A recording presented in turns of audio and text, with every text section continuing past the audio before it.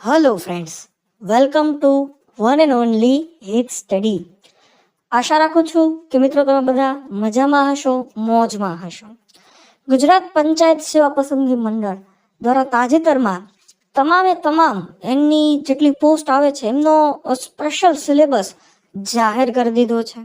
આમ તો તમે જો જાગૃત હશો તો આરામથી તમે બધી ડિટેલ જોઈ હશે, પણ જેમને કંઈ ખબર નથી પડતી અથવા જેમને વધારે ડિટેલમાં માહિતી જોતી છે તો એ વિડીયો જોવા માટે તમે આવ્યા છો, તો તમારો જરા પણ સમય બગાડ્યા વગર આજે આપણે વાત કરીશું ભાઈ ગુજરાત પંચાયત સેવા પસંદગી મંડળ દ્વારા આપવામાં આવેલા જે સિલેબસ છે એમાં જે 8મા નંબરની પોસ્ટ છે જે આપણને ખાસ લાગુ પડે છે. આમ તો એમ કહી શકાય કઈ પોસ્ટ, તો 8મા નંબરની પોસ્ટ જે આપણને જ લાગુ પડે છે. આ 8મા નંબરની પોસ્ટની આપણે ચર્ચા કરીએ તો એ પોસ્ટ છે મિત્રો અકાઉન્ટન્ટ, ડિવિઝનલ અકાઉન્ટન્ટ અને ડેપ્યુટી અકાઉન્ટન્ટ.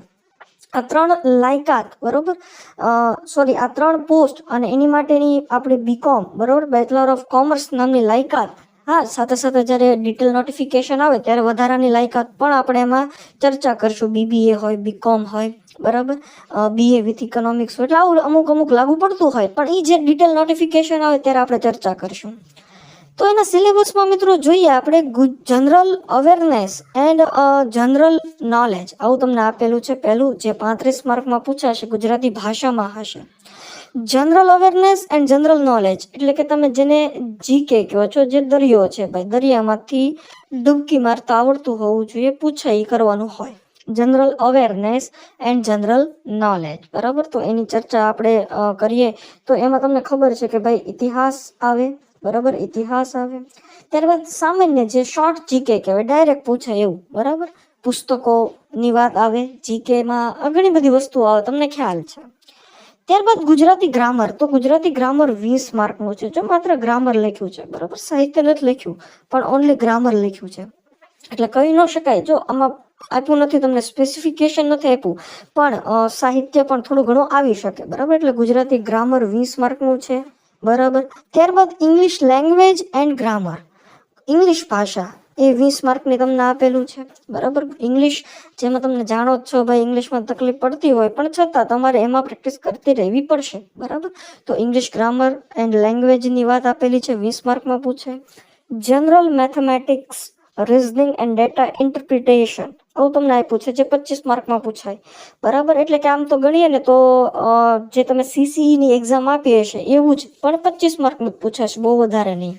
અને અહીંયા તમને ઇંગ્લિશમાં કીધું question assessing the requested knowledge for the job and technical knowledge with regard the educational qualification, એટલે કે જગ્યાને લગતી માહિતી, ટૂંકમાં કહો ને સાહેબ, જગ્યાને લગતી માહિતી, એના 100 પ્રશ્ન. ટોટલ તમારે 200 માર્કનું પેપર થાય. કેટલા માર્કનું પેપર થાય ભાઈ?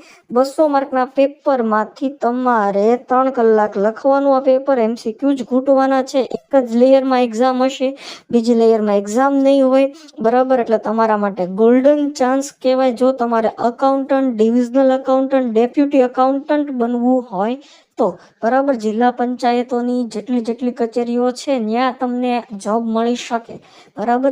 જિલ્લા પંચાયતની નીચે તમે જાણો છો તાલુકા પંચાયતો આવે, બરાબર. તો ત્યાં પણ તમારા માટે આ એક ઉપયોગી જોબ કહી શકાય. રેડી? હજી જગ્યાની પરફેક્ટ માહિતી નથી આવી મિત્રો, પણ પરફેક્ટ માહિતી આવી જશે, બરાબર. ત્યારે તમારે વધારે ડિટેલમાં હું માહિતી આપીશ. આ સિલેબસ છે. હવે કરવું શું જોઈએ? તો જો જનરલ અવેરનેસ માટે તમારે વર્લ્ડ બોક્સની બુક છે, નવનીતની જનરલ નોલેજની જે બુક છે, બરાબર, આને પ્રિફેર કરવી જોઈએ અને આનું જ વાંચવું જોઈએ, હું તો એમ કહું. અને ડીપમાં વાંચવું જોઈએ ભાઈ, અને એક બુક વારંવાર વાંચવી જોઈએ, જેથી કરીને તમને ગમે એનાથી પ્રશ્ન પૂછાય, આવડે. ગુજરાતી ગ્રામર માટે શું કરવું? તો પહેલા તો પાપું એટલે કે પાઠ્યપુસ્તક ક્લિયર કરો ભાઈ, બરાબર. ધોરણ 6 થી લઈને ધોરણ 12 સુધીના પાઠ્યપુસ્તક ક્લિયર હશે એટલે ગુજરાતી ગ્રામર તમને આરામથી આવડશે. ઇંગ્લિશ લેંગ્વેજ, તો ઇંગ્લિશ લેંગ્વેજ માટેના રૂલ્સ અને જે બેઝિક્સ હોય પહેલાં એ ક્લિયર કરો, અને ત્યારબાદ કોઈ પણ પ્રકાશનની તમે બુક લઈ શકો છો. વેબડેમી છે, બરાબર, વર્લ્ડ બોક્સ છે, આની બુક તમે આરામથી પરચેઝ કરી શકો છો. General mathematics, reasoning and data interpretation માટે તમારે CCA માટે જે તમે બુક લીધી હોય એમાં આમ તો ઘણું બધું આવી જ ગયું હોય, તો એને પણ તમે પ્રિફર કરી શકો છો. ત્યારબાદ જગ્યાને લગતી માહિતી. 100 માર્કમાં આવે શું વાંચવું? તો ધોરણ 11-12 આર્ટ્સ અને કોમર્સ, એમાં ઇકોનોમિક્સ કહું છું, આર્ટ્સ એટલા માટે કીધું કે અર્થશાસ્ત્ર આર્ટ્સમાં આવે. એટલે પહેલા તો અર્થશાસ્ત્રની પાઠ્યપુસ્તક ક્લિયર કરો, ત્યારબાદ નામાના મૂળ તત્વો આની પાઠ્યપુસ્તક ક્લિયર કરો, ત્યારબાદ SPCCની પાઠ્યપુસ્તક ક્લિયર કરો, ત્યારબાદ વાણિજ્ય વ્યવસ્થાના સંચાલન એટલે કે BAની પાઠ્યપુસ્તક ક્લિયર કરો. આટલી બુક પાઠ્યપુસ્તક આધારિત તમે ક્લિયર કરી નાખશો, ત્યારબાદ બાબા સાહેબ આંબેડકર ઓપન યુનિવર્સિટી દ્વારા જેના પુસ્તકો ઓનલાઈન તમને અવેલેબલ છે એની PDF ડાઉનલોડ કરો, એમાંથી પ્રિફેર કરો, એમાંથી વાંચો. બરાબર. જો શક્ય હોય તો તમારા કોલેજના પુસ્તકો તમે સાચવીને રાખ્યા હોય તો એને પણ પ્રિફેર કરો અને વાંચો. જ્ઞાન પ્રકાશન દ્વારા પણ એક બુક બહાર પાડવામાં આવેલી હશે. બરાબર.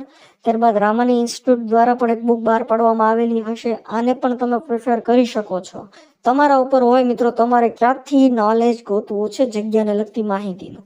બરાબર. તમને સંપૂર્ણ એક બુકમાં બધી વસ્તુ ક્યારે મળશે નહીં, અને એ મળશે તો ઘણો સમય લાગશે. બરાબર. અને આપણી તૈયારી એવી જ છે મિત્રો, 1 લાઇનર બનાવવાની બુક છે, PDF બનાવવાની છે. બરાબર.